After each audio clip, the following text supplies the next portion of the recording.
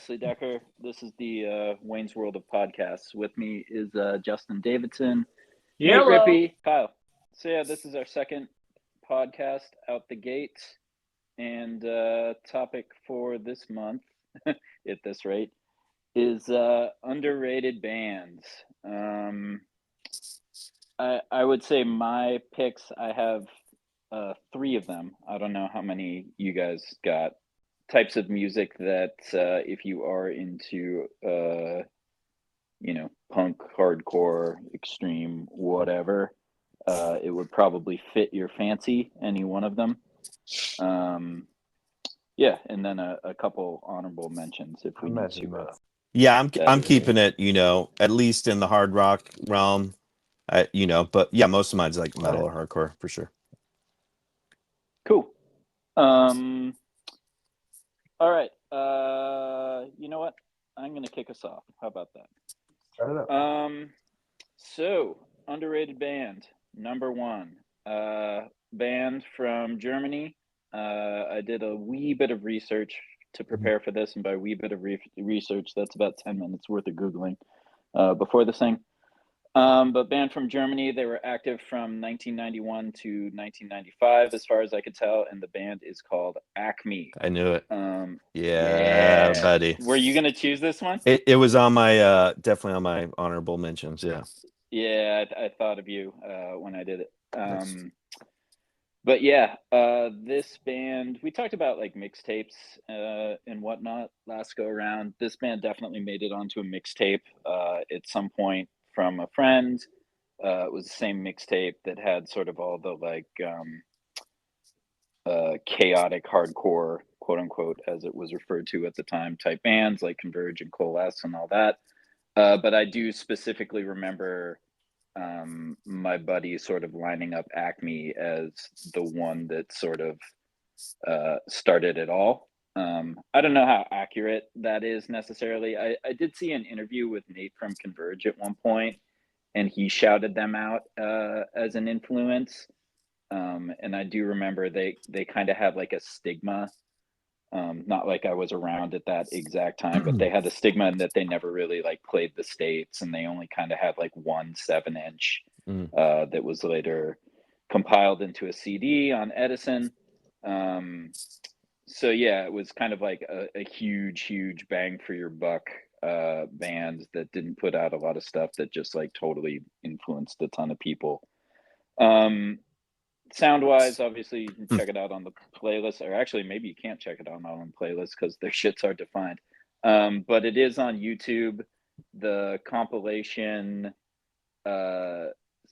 album that they put out is called To Reduce the Choir to One Soloist. And specifically the first song off that record is fucking sick. Yeah. But they kind of sound like a lot of the like weirdo, don't quite fit into the mold, sort of metal adjacent, hardcore adjacent, sort of like pre-screamo bands of the time, like Groundwork and Rorschach, and all that. But they definitely have kind of like harder riffs than a lot of those bands, and don't delve quite as much on like the emo-y side, emo for what it meant at the time, not what it means now.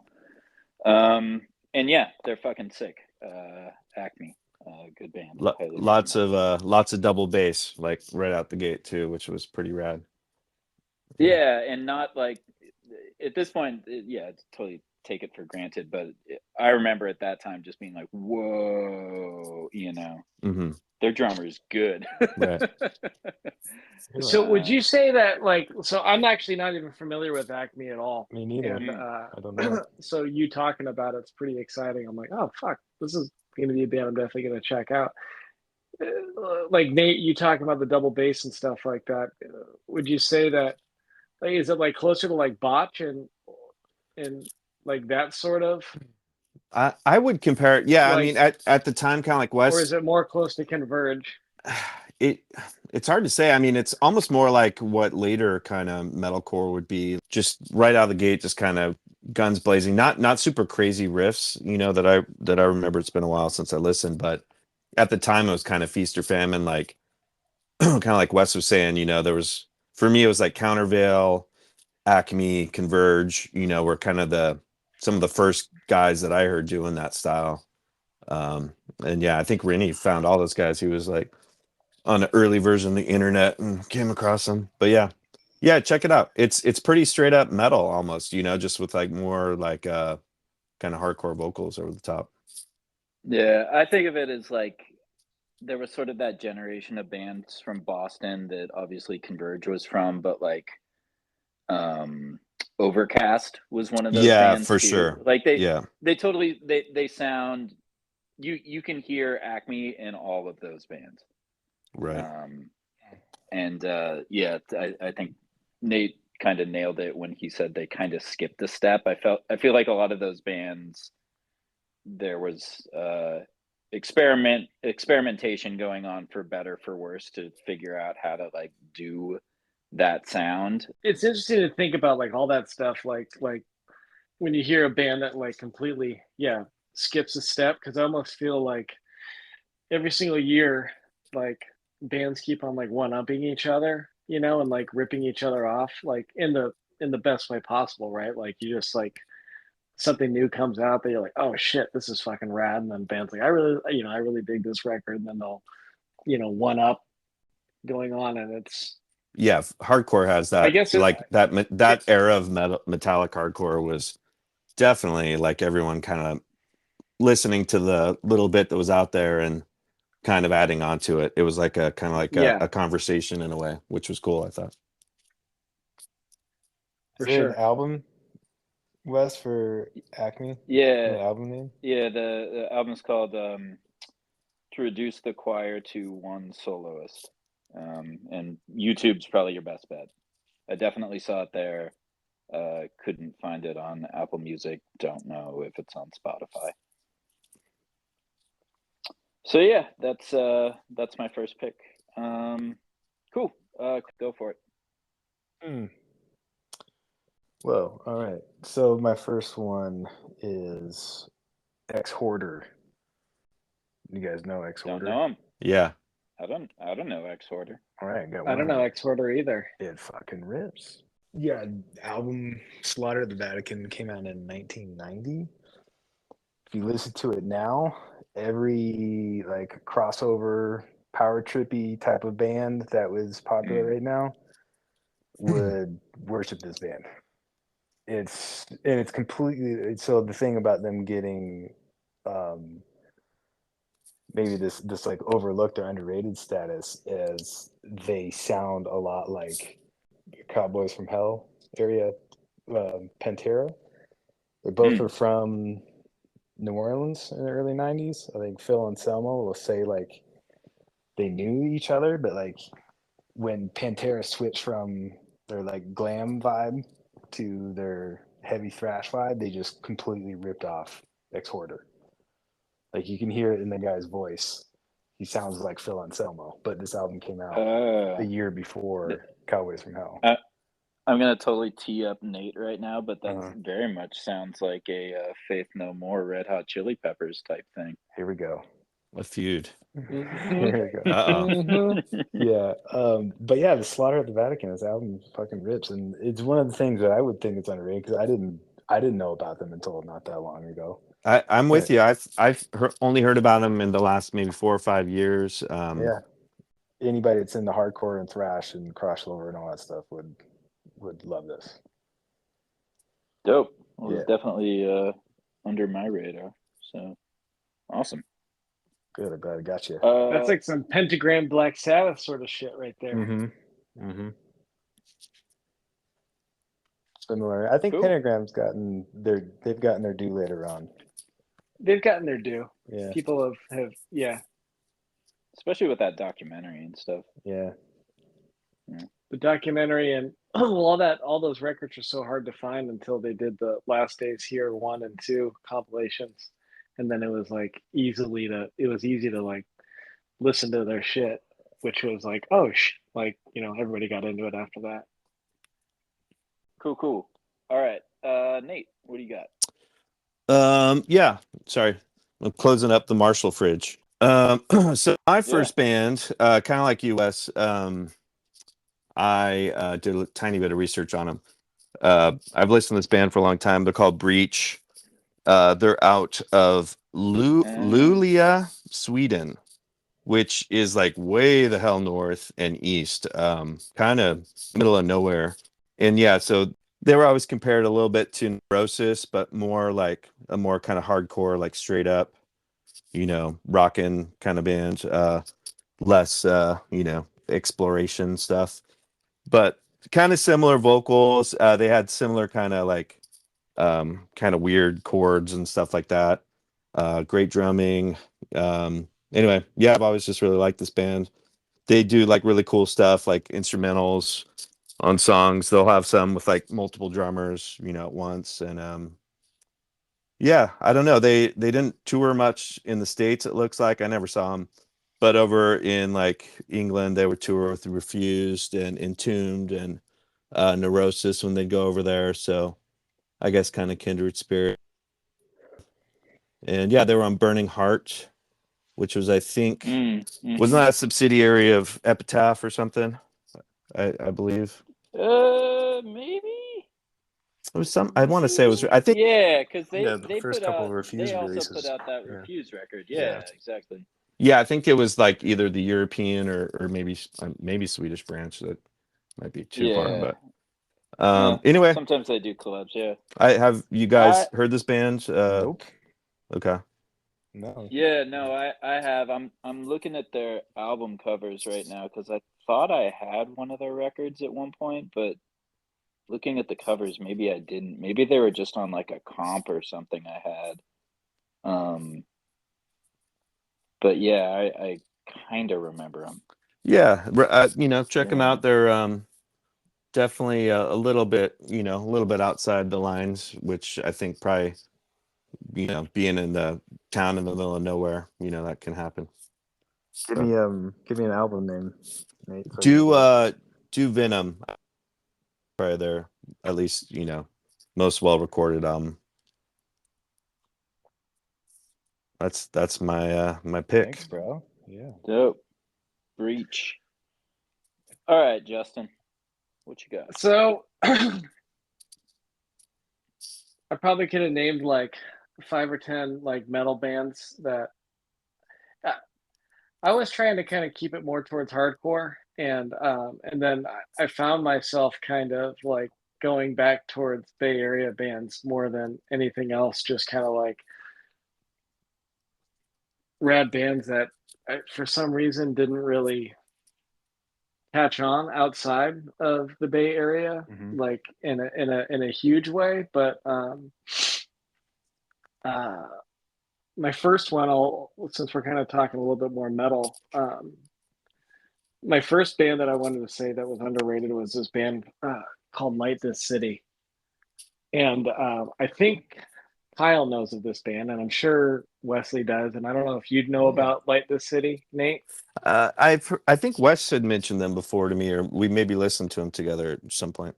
So they put out a bunch of records. They put out like 4 or 5 records, and I think I got hip to them because I forgot who they were opening up for, but I saw them in maybe the very early 2000s, and they did a cover of Cold by At the Gates. And I was like, fuck, dude, this rips. And now I think they put that on their first album called Hero Cycle. And then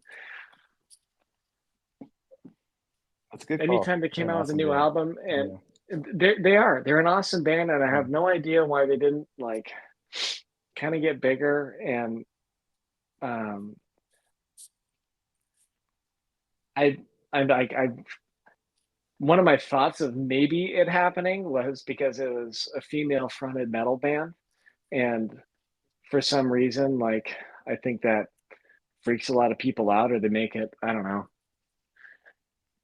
takes them down a notch. But yeah, like they had a couple other albums, one called Remain of the Gods and the other one called Storm Chaser, that are just like impeccable records. They're fucking rad. I agree with and and I kind of trip out, just kind of going like, this band rips, and I have no idea why they're not huge, but such is life, right? Mm-hmm. For whatever it's worth, on like the female front person thing, look at like every other band right now has like a sick fucking woman singing for them, and it's like blowing up. Yeah, it's a different time. So Yeah, you know, and so it's like when I think of like Light the City or like Walls of Jericho and stuff like that, to me it was like super punk rock and super rad to see a woman go that hard on stage, in like such a male dominated, like uber male, like 99% dudes at a show, Mm-hmm. it seems like. And yeah, Light the City definitely fell in that category of like rad bands. I mean, we were sort of talking about how to define uh you know, underappreciated bands. For whatever it's worth, like I feel like Light the City opened almost every show I went to for like a 2-year period. Like certainly at the Pound it felt that way. Maybe I'm just I'm misremembering. I saw him at the Pound a lot, and I saw him at Slim's a lot. Yeah, totally. It always seemed to be like more like SF based, although I'm positive they probably played in the East Bay too. But yeah, I don't know if they ever really like sort of broke out of the Bay Area. And then maybe it's just because, you know, life shit or like jobs or whatever didn't allow them to tour.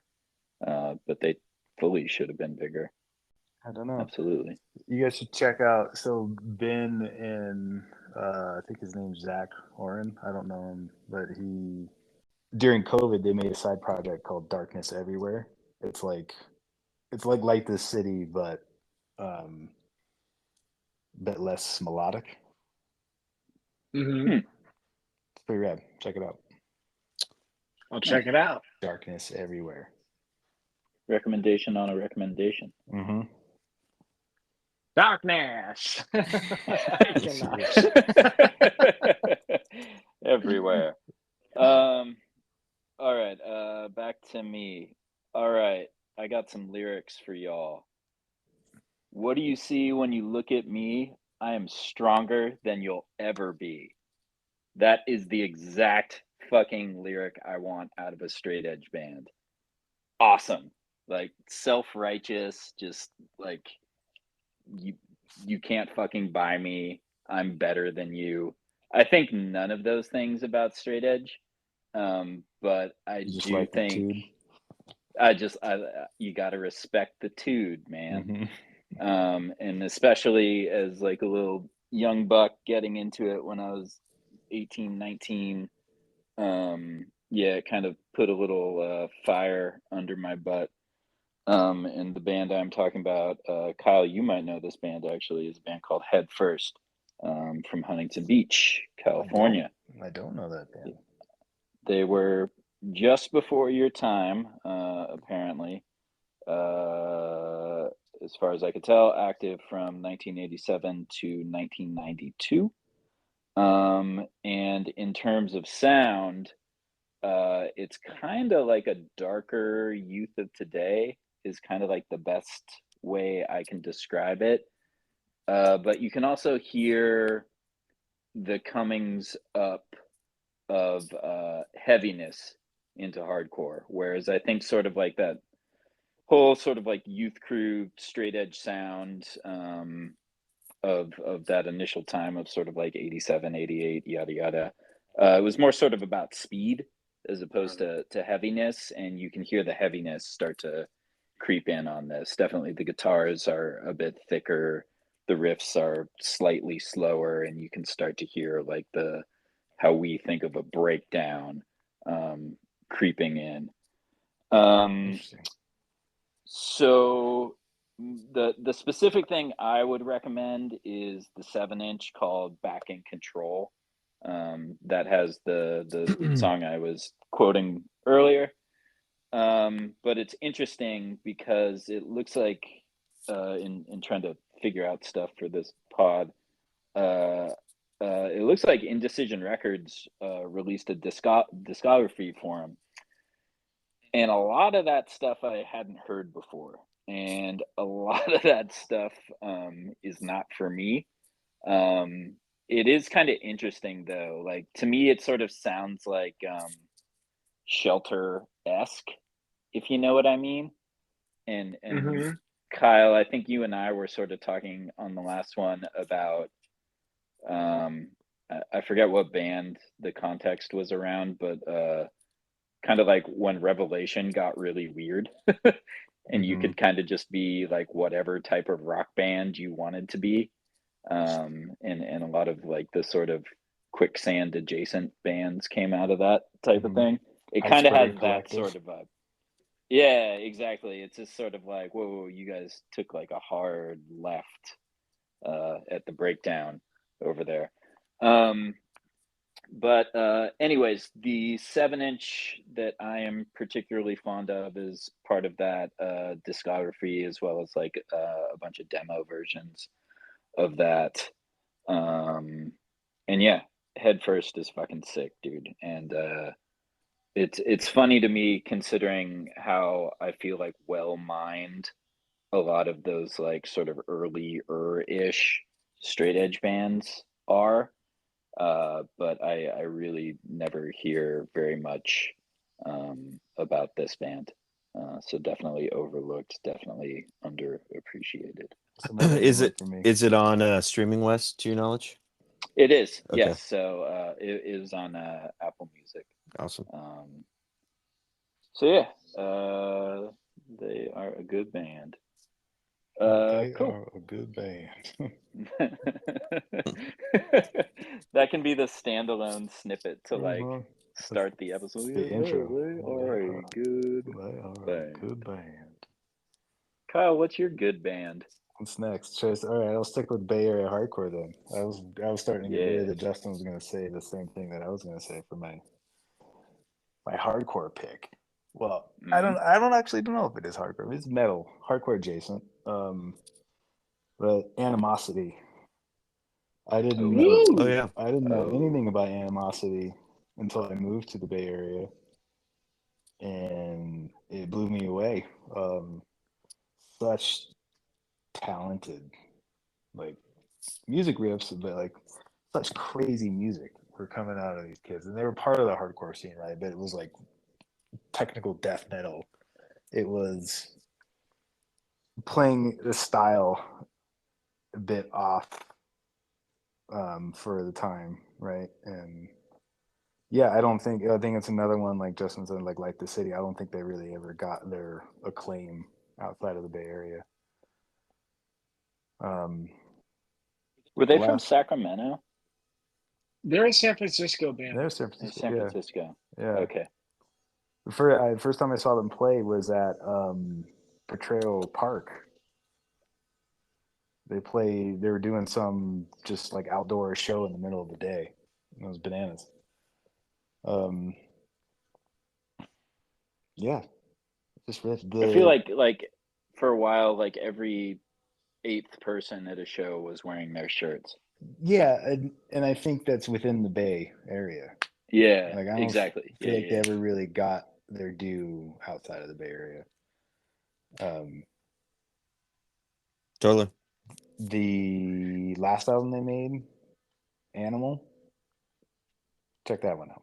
That would be I mean, some of the earlier stuff is more hardcore influence. It's more obviously hardcore influence, but the last one they made was some pretty wild, like technical death metal stuff. I'm looking at their Wikipedia. They shared a piece player with Light the City. Ah, there you go. There's your through line. And another guy that I used to always see in hardcore at all the hardcore shows and shit like that, and I think he was a San Jose guy, and maybe he lived in Santa Cruz for a while. But their drummer, this guy named Naveen, is an incredible drummer, and he played with them, and then I think he was playing with. Oh wow! He did a short stint with the Hoods as well, and then him and his girlfriend have a band where I think I feel like he writes everything, but they're like a really like proggy like death metal band called I think it's like Entheos is what the band's called, I believe. But yeah, he's great. He's really talented. He's a fucking incredible drummer. He can play every instrument, and yeah, he was like, I always thought he was a just an awesome part of Animosity. But just a little side note about that. Check him out. Check him. Anything that he's involved He in, check him out. it looks like he drummed for quite a while with Animals as Leaders, which take them or leave them. Oh, dang. But that music is insane. Yeah, Very technical, technically proficient type of music. almost right? perfect. Yeah, that's Yeah. right. Well, I'll tell you what, Kyle, as far as this podcast is concerned, there's no animosity towards this band. Nice. Heyo! Bring in the goods, Wesley. All right. Thanks, bud. Yay, that's called a transition. Uh-huh. All right, Nate, who's your band? Yeah, I'm trying to think who I'm gonna do next here. All right. I'll just get this one out of the way. I mentioned him last time. The band Handsome. They were Hanson? on Hanson? same joke as last time. Thanks. I set you up. Anyway, yeah, it was guys from Quicksand, Helmet. The drummer was in like Murphy's Law and Cro-Mags, and the singer eventually would be in Jets to Brazil. But for this album, I don't know if you guys have listened to it. You know, it's definitely like clean singing, but I feel like it's legit, like good singing, even though it's, you know, somewhat unique. But it's more about the music, like the interplay between the like two guitar players. It's pretty incredible. Just really unique, you know, ways that they're kind of playing off of each other, and some really, really unique riffs. Like there's a few riffs on here that are really heavy that are still, I think, one of a kind. I mean, yeah, definitely the closest would be, yeah, I mean, if you pictured Quicksand mixed with Helmet a little, where it's just really some some interesting time signatures and really lush production, good drumming, good singing. Yeah, go check them out. Is it just the one record? Yeah, they only had the one record. They had, I think, some demos as well before that. But then, yeah, this, I think, went on a couple tours. I forget who they were touring with, but didn't last, more than a few years. Did you say the album? Speaking of Handsome, oh damn it, Kyle! You ruined Wes's segue, dude. Ruined your transition. The segue was happening. Oh, and it was going to be so perfect. I know what you were going to say. Yeah. Sorry, Yeah. can't say Sorry, that. Kyle. Go What was your question? No, what? Wes is like, speaking of handsome, and Kyle's like, you rang? Well, Kyle does have a tattoo that says El Guapo on it. Uh-huh. Yeah. Oh, very nice. Sorry, Kyle. What was your question? Did you say an album for Handsome? They just have a self-titled album. Okay. It was like 97. That's all right, Justin. Let's throw it to you since the fucking segue got fucked up. Speaking of Handsome. Yeah. Speaking of Handsome. Speaking of Handsome, we're gonna throw it back to Kyle. Speaking of Nigel Peppercock. Uh-huh. So I have a list of a lot of bands, and I might just kind of keep everything Bay Area, but I'm not sure. A bitch. Yeah, exactly. But my second band is gonna be Lights Out. Oh shit! And so Lights Out was on Youngblood Records, and then they only put out two records, and I guess the first one was, I think, an EP called Get Out, and then they put out another record called Overload. But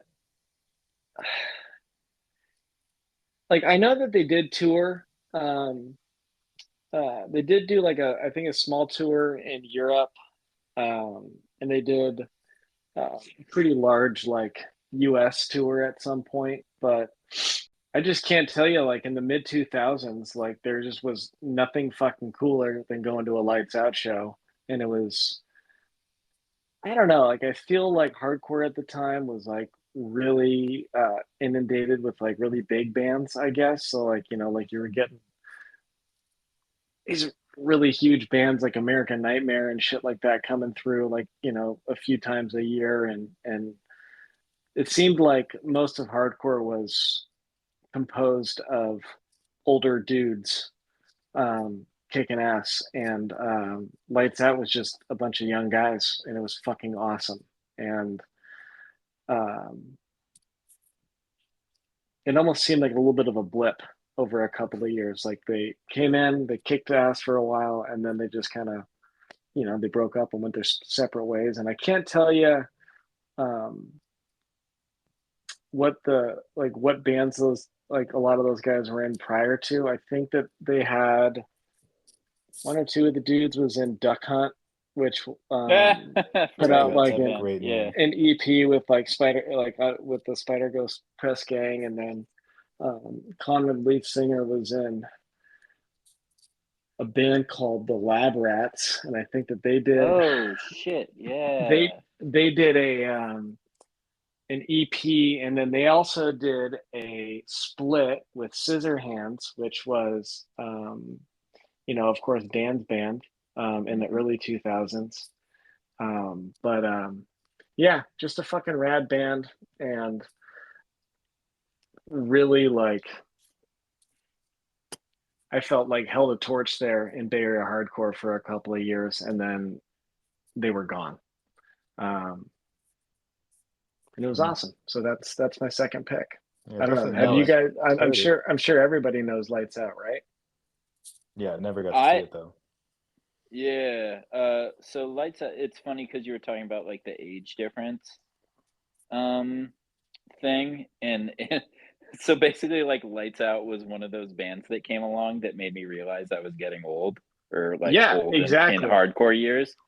Because for there would be these other bands and they would be sort of like openers and they would be younger kids and you're like, yeah, that's cute, but I'm here for whatever, American Nightmare or Hope Conspiracy or whatever. But Lights Out was one of those bands where it's like, oh, you're super young and super fucking good, god damn it. And it kind of like represented in hindsight, to me, at least in terms of the Bay Area, like that next come up of bands of like Lights Out and Ceremony and Lifelong Tragedy and Killing the Dream, all those bands we were like texting about the other day. Yeah. It was kind of wild that like the Bay Area sort of blew up again with all those bands, and certainly in my mind, like they were part of it. I don't know if they sort of they didn't reach that sort of death wish status that a lot of those other bands did, but they were I remember just walking around Berkeley and like seeing younger kids wearing Lights Out shirts, and I thought it was rad. To tell you like how young they were, I think they broke up because guys had to go to college. That's young. Yeah, that certainly trumps my like Operation Ivy cover band that I was in high school. So pick it up. Yeah, man. Were you the cool. on stage dancer? Was I? No, I've been a front man in every band I've ever been in, Kyle. That's born leader. That's why. Those hips. Tip of the spear. We call that the old tip of the spear, my friend. There you go. That hip movement. That's right. The hips don't lie. Shakira, also criminally underrated. Mm-hmm. All right. Well, speaking. Does that give you a segue, Wesley? Speaking of Bay Area hardcore bands. It does, as a matter of fact. And no I shit. Sort of mentioned them before, but not really. Wait for it. My last band is a band called Ceremony. And you might say to yourself, wait a minute, They're huge. I know Ceremony. They're a big band. They're on Relapse. They've been around for a really long time, and kids go nuts for them. I know that band. I like a lot of what that band has put out, but that is actually not the Ceremony I'm talking about. This is a different band, same name. It's interesting too. Like, I would love to run into somebody from like the hardcore band Ceremony and just like, my number one question would be like, did they just sort of agree with the other band to just exist simultaneously? And I'm not going to change my name, you don't change your name, and we're just going to be cool and not fall into like some American Nightmare bullshit. So yeah, it makes it a little confusing sometimes when you're looking up their music. But yeah, this band, within my like 3 or 4 minutes of Googling, do any of you guys know that band, A Place to Bury Strangers? Yeah. From New York? Mhm. Okay. I like that band too. Kind of similar vibe, but the reason I bring them up is the people from Ceremony and at least one of the guys from A Place to Bury Strangers were all originally from Virginia and had a band called Skywave that also has a similar sound. But dude moves to New York to be in Place to Bury Strangers. The other people who used to be in Skywave start their own band called Ceremony. In terms of sound, yeah, it's definitely in the realm of that sort of A Place to Bury Strangers, like fuzzed out times 100, sort of next generation of shoegaze. So definitely kind of the next evolution of like a Jesus and Mary Chain type sound. Ceremony specifically, I would actually say, is a little bit more in the dream pop realm to my ear anyways, which is ironic because that's actually not a genre I typically enjoy. It's a little too sugar sweet for my taste. But Ceremony kind of like hits the perfect sweet spot for me in that it's really buzzed out, really distorted, kind of has that edge, but it's hooky enough that when I wake up in the middle of the night, like I have the riff in my head because it hasn't left. It's like a total earworm. Okay. But yeah, Ceremony's super catchy and kind of like hits that sweet spot for me of a lot of those sort of different sounds. And the particular album I like is called Rocket Fire. Of course, it's the one album that doesn't appear to be on Apple Music. So again, the playlist might be a little challenging, Nate, but I think I have like a runner-up contender. And actually, that runner-up contender is from a split they did with A Place to Bury Strangers. So that's cute. Everybody's still friends. How long ago? When did this come out? So, according to what I saw, the band started in 2004, and the latest release I could find was dated 2018. I don't know if they've broken up since then or they just kind of do stuff when they feel like it. But they've been around for a while. And yeah, I think with all the sort of like with the nothing of it all these days, and the fact that a lot of these kids sort of like traded in their metal cred for shoegaze thread or cred. I think they're a good band to kind of go back to and check out. It's real. Yeah, I'll definitely try and hunt that down. I want to hear that. Yeah, they're good. They're good. Yeah. All right, Kyle. Got some good stuff going here. That's talking about the Ceremony that everybody knows about. It's a good transition to the next band I want to talk about. It's called Blitz. Oh fuck yes, let's go, dude. Gotcha, buddy. Yes. I mean, I would say that they're I feel like a lot of people know about Blitz, but I don't know if they've gotten the acclaim. I don't. That they, Tell me about them. UK punk band, very like. And what makes me think about Ceremony is like the transition that they made. They started out as like a straight up oi punk band, and then they turned into this like post punk band in the late '80s, which the album I would say to check out is Second Empire Justice. So if you like anything post punk adjacent related, it's a phenomenal album. It's really, really good. But it also like they also had like this really like ripping, just like a pint of Guinness type of oi. And when they made that transition into being a post punk band, like all the punk oi punks hated it, all like the goths hated it, like it totally tanked. It had like no success at all. It was like kind of forgotten about until later on, like it resurfaced and got acclaim a lot later. To Jim. So and I thought I knew stuff about post punk, and I didn't find out about Blitz until later on. Blitz is fucking sick, dude. Mm-hmm. Yeah, I originally knew them more on like the oi side because, like I said, last go around, I kind of went through like a street punk phase. But what lit it up for me recently, and I'm gonna assume this is the same for you, is that Homefront band called them out as an influence. And I know exactly where they're coming from. So, what was the name of the record? That's what I was trying to look up when I couldn't hear you. What was the name of the record? Justice. Yeah, so on Second Empire Justice, I think is the song New Age on that?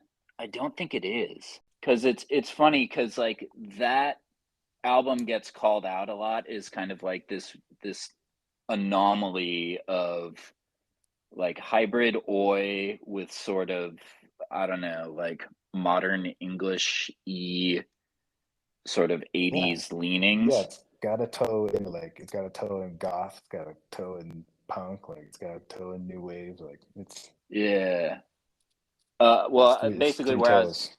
where I was going though is this song New Age is dope, and I don't think it's on that record.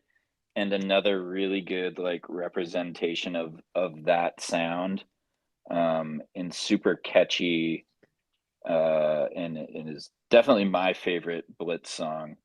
Second to that would be Warriors, which I think like every New York hardcore band probably covered at one point. But yeah, Blitz is fucking awesome. I love Blitz. All right. Who are we on now? Justin? No, Nate. Sorry, Nate. All right. So this band's let's see, a little harder to find out there. They're called Brutal Juice, not Brutal Truth, Brutal Juice. I saw this band. They opened for the Ex-Cops, which I don't even know why I was at that show. I had a buddy, Gabe, shout out to Gabe, who we would just basically bail out of Napa on the weekends and just catch whatever show was going on at Berkeley Square, and saw some really cool stuff there. But he was like, hey, let's go see the Ex-Cops. It's the guys from Guar, but they just come out dressed as cops, and it's pretty fucked up. And then at the end for an encore, they come out as Guar, which in retrospect, it's like, why would they go through all that trouble? And of course, they never came out as Guar. But the opening band was this band Brutal Juice, and right off the bat, there's an entire video of the show on YouTube. They kill all the lights in the club and just like strobe light going, and they have two like kind of screamers, I guess, if you will. But what's weird about them is that they harmonize with their screaming. So it's kind of like imagine Neurosis, like they have like the 2 or 3 vocals going. Imagine that kind of scream, but like somehow like harmonizing and with melody. So that's really weird. And then the music, like they call themselves acid punk, which whatever, but it's really out there, like but really good. Like it's really well done for what it is. Um, and yeah, they were on a major label. I forget what label it was, but the lady who produced like Tool's Undertow, Sylvia Massey, produced this album. I think this was the follow-up to that, which had to be a huge letdown. The album was called Mutilation Makes Identification Difficult. And like the cover is like a cherub like wrapped in its own intestines.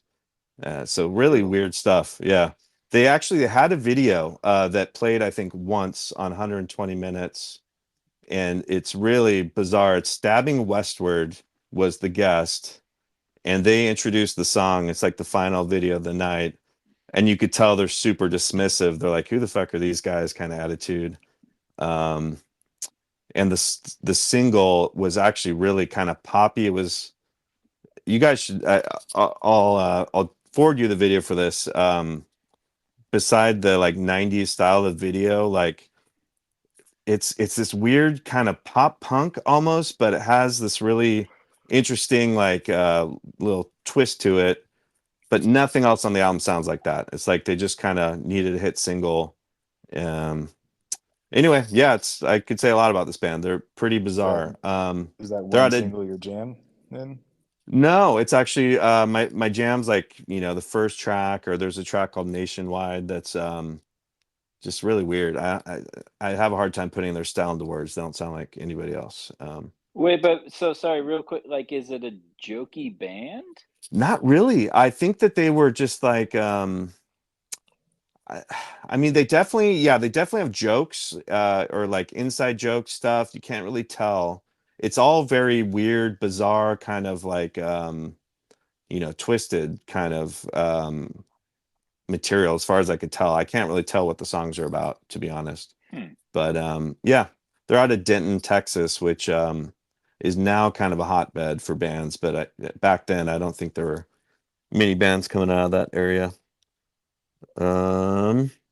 Yeah, they're one of those bands I still listen to that CD, a couple times a year for sure. I just love it. So there you go. I'm looking it up now. Yeah, don't listen to anything else. Like they have a newer album that's pretty much hot garbage. Is it called Welcome to the Panopticon? Yes, it is. Yeah. Okay. Skip that for sure. Okay. But if you can find Mutilation Makes Identification Difficult, good stuff. All right. And how are you going to segue out of that?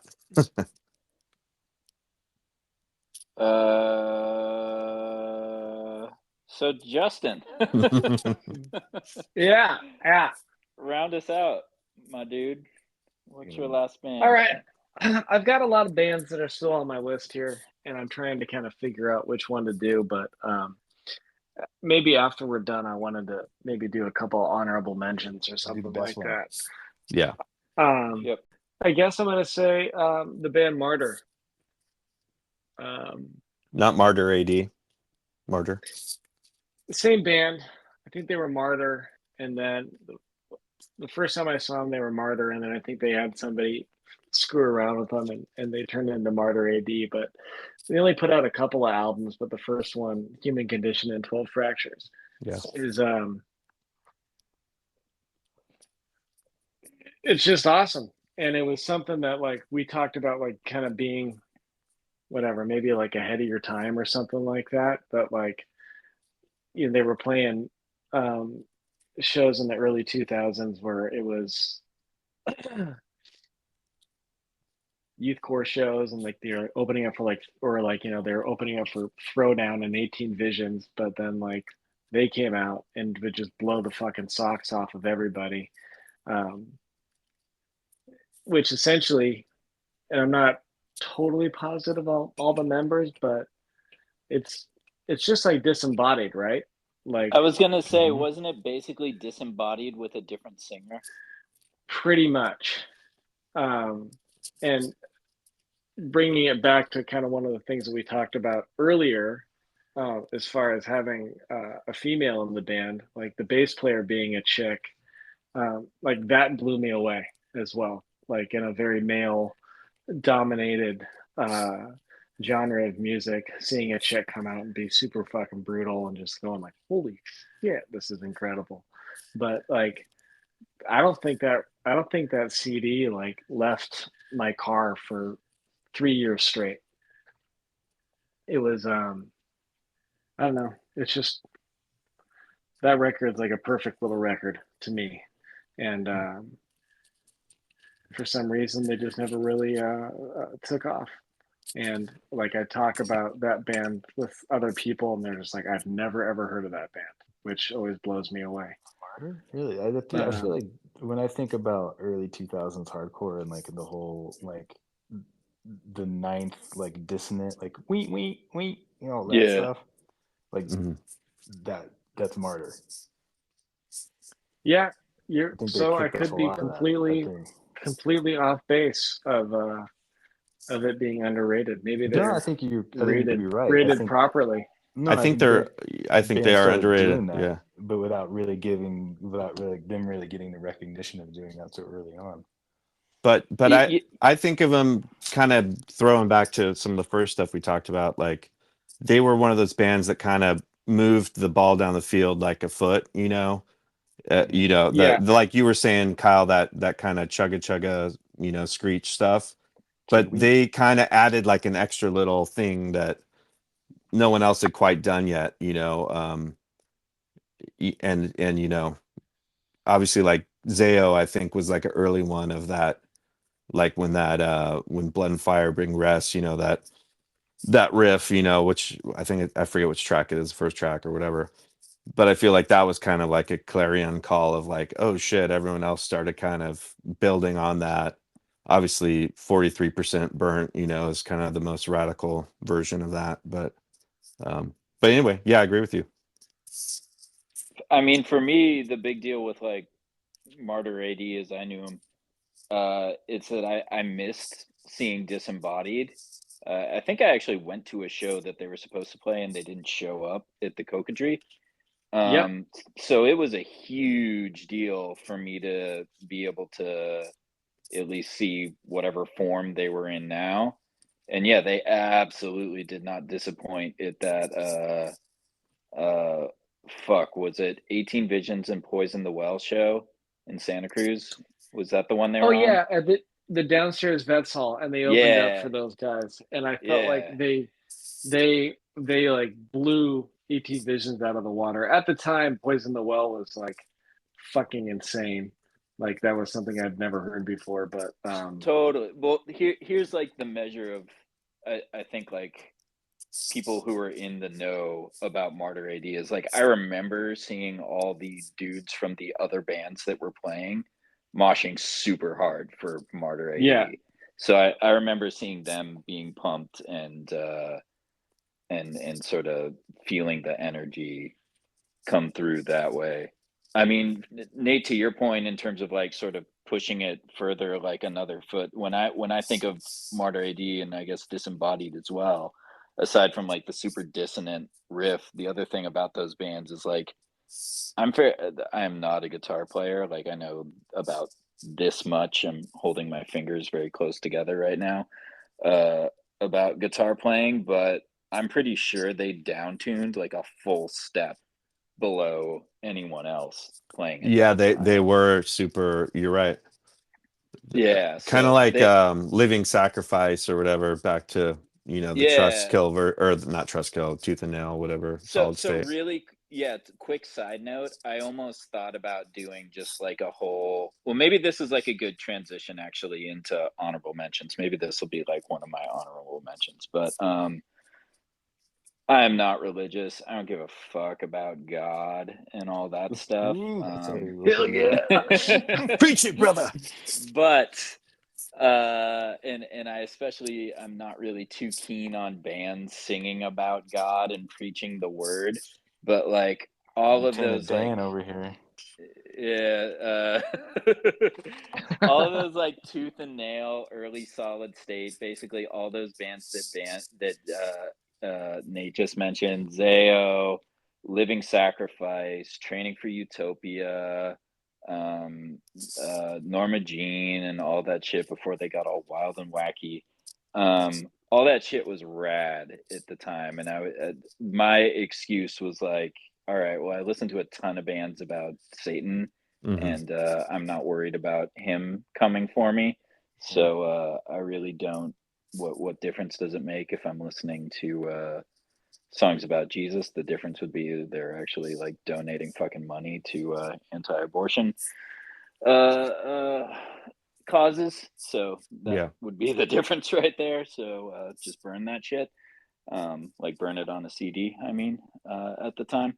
Yeah. But regardless, in terms of like genre pushing writing and sort of leveling up of the sound, all of those bands fucking had it. I always thought it was so, ironic that Zao has one of the most evil sounding, vocalists ever, Dan Wayant, who just had fucking sick, screams. It's awesome. Yeah. And you could go, I literally in Napa went to a Christian bookstore and bought, a Zao album, or, they had a couple of those. I was like, if they had any idea this stuff sounded like this, there's no way they'd be selling it, It was odd. It was really strange. Yeah, for sure. But the music made up for it. God does work in mysterious ways, Hey, who's Pat Sajak now, man? All right, so real quick, because I know we're coming up on time. My other honorable mentions. First one is a band called Blind to Faith. They were sort of, I think they have members of Rise and Fall. So if you're into Rise and Fall, check them out. They have like sort of a similar sound, kind of same like Holy Terror, Integrity inspired stuff. Can I ask real quick? Sorry to interject. Do you think Rise and Fall is underrated? So, about 4 months ago, I would have said absolutely yes. Rise and Fall is fucking sick. I love Rise and Fall, and I feel like they never got their due. But real quick, so kind of like that Amoeba series, What's in My Bag? You guys know that thing on YouTube? Yeah. Mm-hmm. Yep. Okay, so there's a distro company, like hardcore distro, called Evil Greed. You may have seen them, and they have a similar thing on YouTube where somebody like shows up to their warehouse and like picks out a bunch of records. So I fell down a rabbit hole one night and just like watched a ton of them. And I feel like every other person who was on that Evil Greed thing like picked Rise and Fall records. So maybe not, maybe they aren't underrated. They were sort of another one like on that Martyr AD tip that every time I saw Rise and Fall, I felt like the most stoked people at the show were the other bands that were playing. So for whatever that's worth. Was Rise and Fall on Death Wish? Yes. Yeah, a couple others for sure. Yep. And yeah, I don't know what Blind to Faith is on. I have the record over there, but I'm not going to grab it. But I do know that Death Wish distributes their stuff. So they're good. And then the other one I was going to mention, Kyle and I have talked about this band before, but I'm sure I'm going to mispronounce it, but it's Halshug. They are... What's that? I'm not sure how to pronounce it right. Yeah, Halshug. Halshug? Yeah, I'm sure it's like Halshug. Yeah. But they have 3 records out on Southern Lord. They're rad, just like super fast, super aggressive, hardcore. They're from somewhere in Europe. Do you know, Kyle, where they're from? I think they're Dutch. Yeah, I think you're right. Something like that. And the cool thing about them too is the first record on Southern Lord, the first one I got exposed to. Actually, I think Southern Lord like just reissued it. They didn't put it out originally. It's pretty just like straight up like meat and potatoes, like super fast, super aggressive hardcore. But by their third record, they get like kind of weird. Like there's a saxophone on it, And they Ooh. they kind of like monkey with their sound a little bit. Like the vocalist sort of changes his delivery to more of like a semi-spoken-y thing. But it all works, and it's all like it doesn't really turn you off too much if you liked the earlier stuff. So yeah, they're a sweet band. I like a good saxophone solo in extreme music. Knock Mistio had a saxophone solo in one of their concept albums, Metal. That was like, fuck, man. I think you could you could definitely like pinpoint the downfall of music in the United States to the absence of saxophones in bands. I feel like it's been on a low-key comeback for like 10 years, but then sort of immediately gets forgotten about until somebody else picks it up. But yeah, I was listening to a song the other day that had an interesting use of saxophone, and I was fucking feeling it, dude. What was the last At the Gates release they did? They had some saxophone on it. That's right. Oh, yeah. Have you guys heard the band XIEXEYE?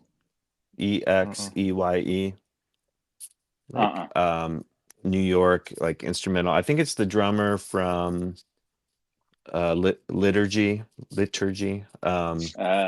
Anyway, super extreme, like metal, but with a badass saxophone player, super integrated in with like the low notes and everything, and crazy drumming and stuff. Anyway, So rad. Repulsion's so rad. They never really got it. I think they get recognition in like the underground metal scene now. But like the story about this band is like they created one album, just rips, like they fell off. Nobody ever really heard of it. It got, it's gotten some later credit. But what else I got? Death metal, a band called Dead Congregation. Always heard of it. It's awesome. Mm. Kind of a grindish hardcore band from LA called Graf Orlock. They do a lot of cheesy cinema, like a lot of like sound clips integrated in other stuff, but I think they're awesome. Sir, I want to know what you guys think about this next one. Is Dissection. I struggled with that. I think they're underrated. Yeah, they almost made my list, but I was like, I don't know. Again, I know they're not underrated amongst us, and I'm relatively new to them. But to the larger metal world, I kind of think they are to the larger metal world. I mean, again, I didn't know about them until like a year ago. So like, I think they should be at the top of like when you talk about like the Gothenburg Swedish sound, like they should be right there at the gates. They should be right there with all the other bands and like. One of my honorables is Dawn, which is maybe similar to this, Totally. Yeah, Dawn's awesome. Yeah. Real quick, so I wouldn't have, Justin, I'm pretty sure you recommended both those bands to me, maybe us, on the chain. Probably. And I got both those reissues probably when you gave us a heads up about them. I was Dawn and Hades. Nate, you got any more? Yeah, don't skip Nate. Yeah, let me. Oh, sorry. Yeah, I'll go mention a grindcore band. Kyle, Human Remains is my grindcore choice. David, I never know how to say his name. David Whitty or David Witt. He's currently, I think, drumming with Municipal Waste, but he was the drummer for Discordance Axis and Burnt by the Sun, Melt Banana, like tons and tons of bands. And he's insane. Like he was, I think, at one point, kind of like known for being one of the fastest drummers out there, for whatever that's worth. But Human Remains is wild. It's New Jersey, definitely inspired, a lot of the other New Jersey bands like Rorschach and eventually Dillinger Escape Plan. But more grindy. Like the vocals are kind of, they remind me of Chuck kind of from Death. They're that they have some, variety to the attack or whatever. But the music's just nuts, man. It's like all over the place. The guitar players, or I can't tell if it's one or two, but they do this weird like volume swell thing. I think is how they do it. where they make their guitars kind of sound like keyboards at times, like really like sharp staccato, and then just like blast beats under it and crazy shifts. And I know you know this band, Wes, right? Human Remains. Maybe all three of you guys know them. The name rings a bell, but I wouldn't be able to tell you off the top of my head like what they are. Yeah. Okay. Yeah. Are you aware of them, Kyle or Justin? Yeah, I've actually heard of Human Remains. They're good. Yeah. What was my other one? Oh, I guess I had one I was gonna ask you guys. Turmoil is underrated. I actually almost No. had Turmoil on mine, and then I was like, I think everybody kind of knows about Turmoil. Yeah, But- I think that they're rated, but I still think that they're not as rated as they should be for just kind of perfecting, that sound. Do the Yeah. kids know about Turmoil? I don't think they do. There's always The room for kids Turmoil. Need more turmoil on the dance floor. Anyway, that I have some other little ones, but those are my kind of big ones. So, you're up, Justin. Yeah. So I had a couple like hardcore ones. I thought that an honorable mention would be Carry On and Lifelong Tragedy are two that I'm just kind of like, I don't feel kind of got their due. And then like talking about like Death Wish fans, Killing the Dream also was one that I like for some reason just kind of like skirted under the radar a little bit for me, just not being known. And maybe that's just because they didn't come to the Bay Area very often or anything like that. But gosh, what other band is a Bay Area band that I thought was fucking incredible that didn't really go anywhere and was Never Healed. I don't know if you guys ever heard Never Healed, No. but they had like a demo tape that was pretty bitchin', and then just one like LP that was self-titled, and it was just like not even. It was like it's a 45 on both sides, so it's probably only got 6 songs on it or something like that. But they were an honorable mention. I could go on and on and on about black metal bands, like you talking about Hades and Dissection and Dawn. There's a band called The Black that only put out one album that is like an earth-shaking album that is fucking insane that nobody really knows about. And I think that album is called The Priest of Satan, and it's incredible, absolutely incredible. Black metal is so silly. It is silly. It's such a silly thing. But then, and then Wes, you talking about bands on Southern Lord. I think a band that's on Southern Lord that's totally underrated, that is ahead of their time, was Black Breath. Oh, hell yeah. Yeah. Which I was just listening to them the other day. They named that band after a Repulsion song. There you go. All right. But they had 4 albums, and I think, like, if I remember correctly, I think they're from Washington. Yeah. And they were like a heavy metal band that like just used to play in bars without putting out any records for like 4 or 5 years, and then they